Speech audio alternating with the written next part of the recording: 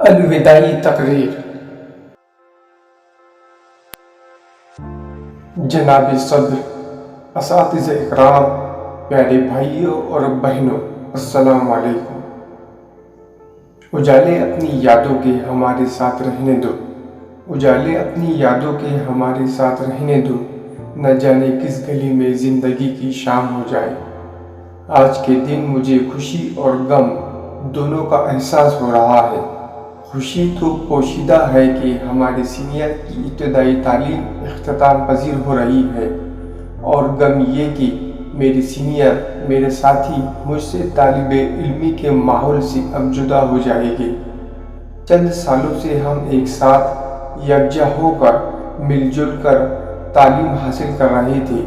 اب ہمارے سینئر اپنی تعلیم کی ایک مرحلہ 10ویں جماعت تک پہنچ چکے ہیں، اور عنقریب امتحان دے کر ہم سے رخصت بھی ہو جائیں گے۔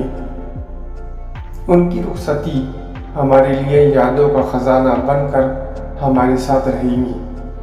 ہمارا ماحول یہ تھا کہ ہم سب مل جل کر مطالعہ کرتے تھے، ایک ساتھ بیٹھنا اٹھنا، کھیلنا کودنا، اسکول میں آنا جانا، ایک دوسرے سے اپنے خیالات کا اظہار کرنا، یہ سب باتیں ناقابل فراموش ہیں۔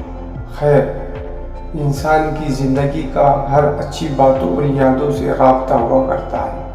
میں اللہ تعالیٰ سے دعا کرتا ہوں کہ خدا ان کی عظمت و عفت کو چار چاند لگائے، ان کو علم کے نور سے منور کرے اور ہمیشہ خوشحال رکھے، آمین ثم آمین۔